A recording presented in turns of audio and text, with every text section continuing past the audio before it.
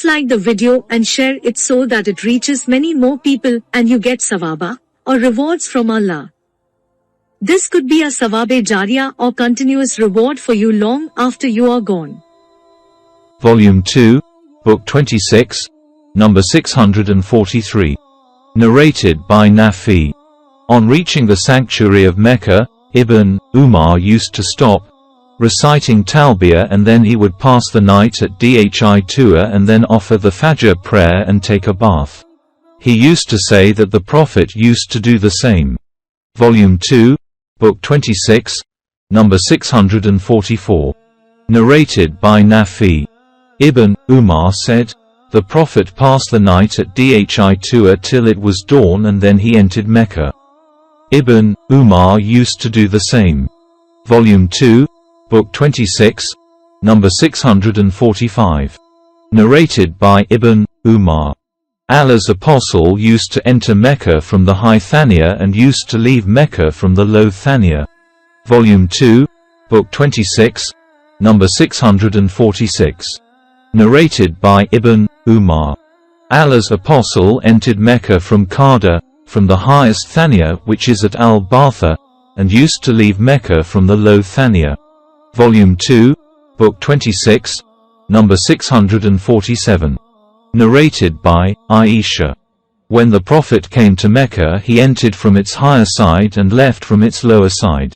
Volume 2, Book 26, number 648. Narrated by Aisha. In the year of the conquest of Mecca, the Prophet entered Mecca from Qada and left Mecca from Quda, from the higher part of Mecca.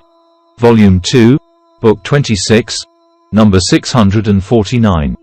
Narrated by Aisha. In the year of the conquest of Mecca, the Prophet entered Mecca from Qada, at the higher place of Mecca. Hisham, a sub-narrator, said, Urwa used to enter Mecca from both Qada and Quda, and he often entered through Qada, which was nearer to his dwelling place. Volume 2, Book 26, number 650. Narrated by Hisham. Urwa said, the Prophet entered Mecca in the year of the conquest of Mecca from the side of Qada, which is at the higher part of Mecca. Urwa often entered from Qada, which was nearer of the two to his dwelling place. Volume 2, Book 26, number 651. Narrated by Hisham from his father. In the year of the conquest of Mecca, the Prophet entered Mecca from the side of Qada. Urwa used to enter through both places and he often entered through Qada, which was nearer of the two to his dwelling place.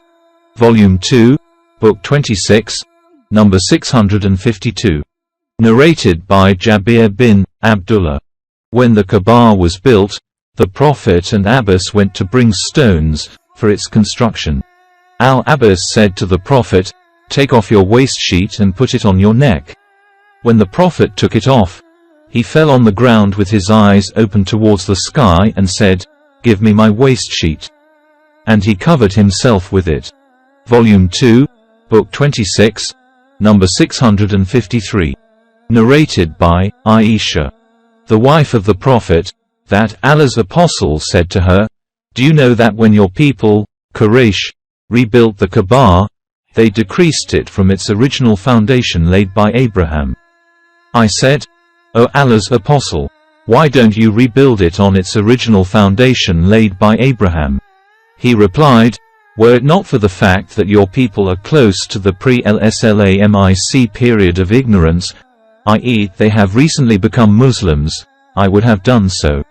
The sub-narrator, Abdullah bin Umar, stated, Aisha must have heard this from Allah's Apostle, for in my opinion Allah's Apostle had not placed his hand over the two corners of the Kaaba opposite Al-Hajr only because the Kaaba was not rebuilt on its original foundations laid by Abraham.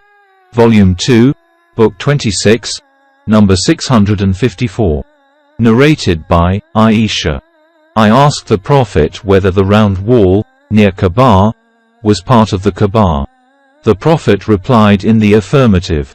I further said, what is wrong with them? Why have they not included it in the building of the Kaaba? He said, don't you see that your people, Quraysh, ran short of money, so they could not include it inside the building of Kaaba. I asked, "What about its gate? Why is it so high?" He replied, "Your people did this so as to admit into it whomever they liked and prevent whomever they liked. Were your people not close to the pre-Islamic period of ignorance, i.e. they have recently embraced Islam? And were I not afraid that they would dislike it? Surely I would have included the area of the wall inside the building of the Kaaba, and I would have lowered its gate to the level of the ground." Volume 2, Book 26, number 655. Narrated by Aisha. Allah's Apostle said to me, "Were your people not close to the pre-Islamic period of ignorance, I would have demolished the Kaaba and would have rebuilt it on its original foundations laid by Abraham, for Quraysh had curtailed its building. And I would have built a back door, too." Volume 2, Book 26, number 656. Narrated by Yazid bin Ruman from Urwa. Aisha said that the Prophet said to her, "O Aisha, were your nation not close to the pre-Islamic period of ignorance, I would have had the Kaaba demolished and would have included in it the portion which had been left, and would have made it at a level with the ground and would have made 2 doors for it, one towards the east and the other towards the west, and then by doing this it would have been built on the foundations laid by Abraham." That was what urged Ibn Azd Zubair to demolish the Kaaba. Jaz said, "I saw Ibn Azd Zubair when he demolished and rebuilt the Kaaba and included in it a portion of Al-Hajj, the unroofed portion of Kaaba which is at present in the form of a compound towards the northwest of the Kaaba. I saw the original foundations of Abraham which were of stones resembling the humps of camels." So Jarrah asked Yazid, "Where was the place of those stones?" Jaz said, "I will just now show it to you." So Jarrah accompanied Yazid and entered Al-Hajj, and Jaz pointed to a place and said, "Here it is." Jarrah said, "It appeared to me about 6 cubits from Al-Hajj or so." Volume 2, Book 26, number 657. Narrated by Ibn Abbas. On the day of the conquest of Mecca, Allah's Apostle said, "Allah has made this town a sanctuary. Its thorny bushes should not be cut, its game should not be chased, and its fallen things should not be picked up except by one who would announce it publicly." Volume 2, Book 26, number 658.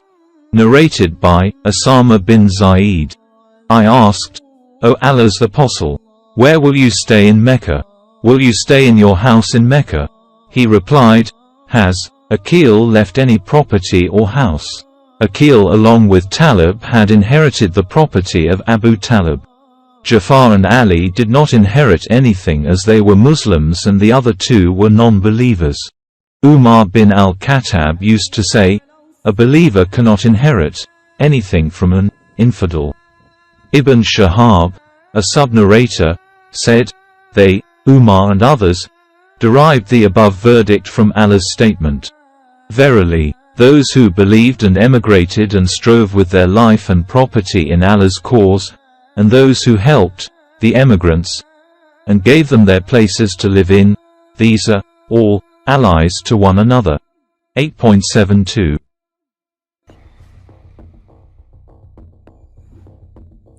Hey!